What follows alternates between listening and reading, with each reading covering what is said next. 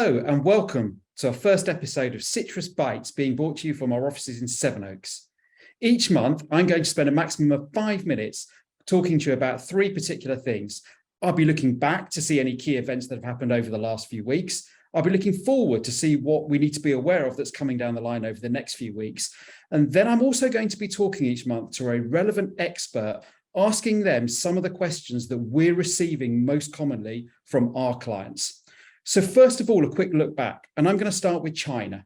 Why China? Well, apart from the fact China is the second largest economy in the world, in December, they announced they were rolling back some of these zero COVID restrictions they've had in place. Why is that good news? Well, apart from the fact that obviously it's been very difficult for residents in China to go about their daily lives, from an economic perspective, it's been very damaging. So actually helping people get back to work and helping the productivity get back to levels seen pre-COVID is a really good thing for the rest of the world, to get the supply levels back up again. What has happened, though, is that clearly COVID took a grip immediately that happened. So we're now waiting to see, and hopefully that the COVID levels start to come down again, and we'll start to see the evidence of that after what has been one of the busier travel times in China, with Chinese New Year happening in January.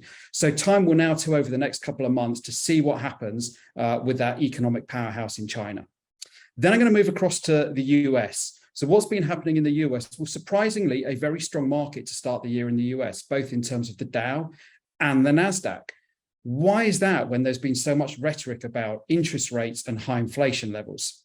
Well, actually, there's a real hope that interest rates are perhaps getting near to a peak being announced by the US Federal Reserve. So they set the monetary policy in the US.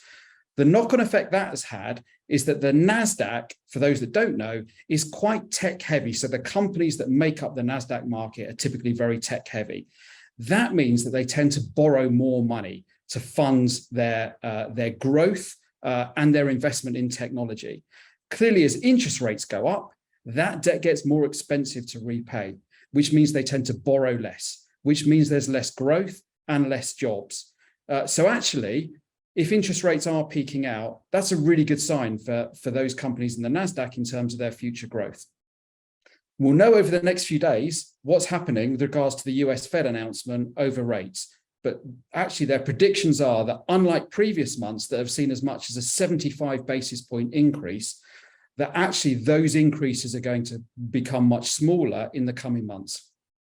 And now across to the UK. So you can't fail, if you've watched the news, to have noticed there's a lot of negative press going on about the UK economy. In fact, most recently, the IMF have confirmed that out of the 7 major global economies, the UK is the only one that's reporting at the moment, they predict will have negative growth through 2023.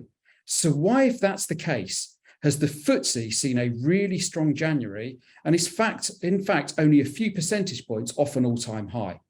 Well, if you look at the makeup of the FTSE, that's the Financial Times Stock Exchange, a London-based stock exchange. Actually, there's a number of firms that are in there, the top 100, that are actually either in oil and gas industries or in the financial sector.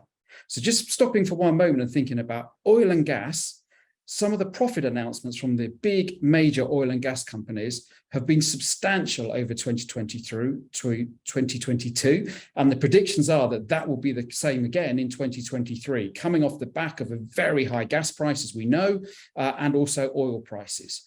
And then over to financials within the FTSE 100, what you typically find is there's a lot of banks in there. And actually right now, the banks are due to report what is seen to be some very good profitability levels for 2022. Why is that?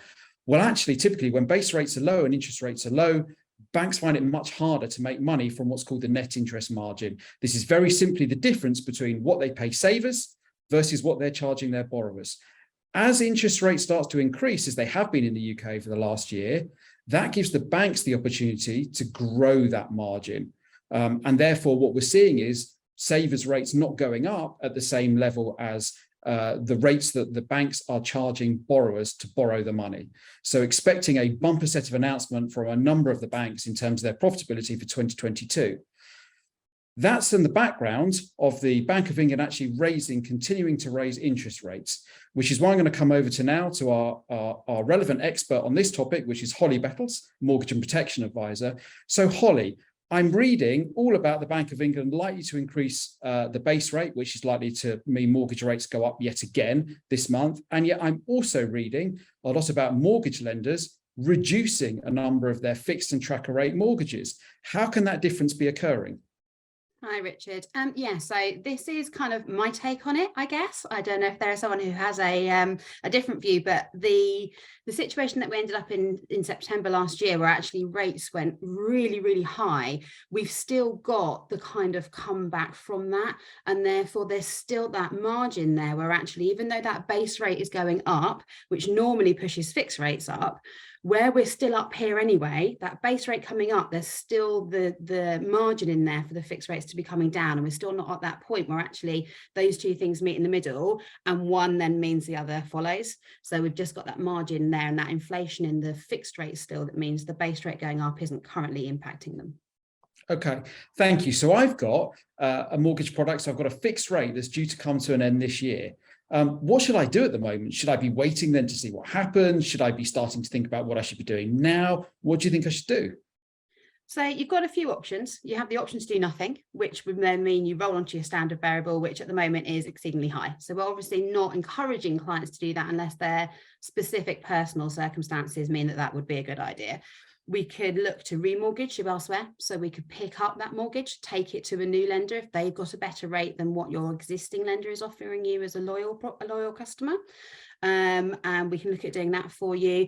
Or we can look to fix you back in and do a product transfer where actually you stay with the lender that you're at and we just renegotiate new terms with them. Basically, we ask them what they've got to offer and then we decide which is the best for you.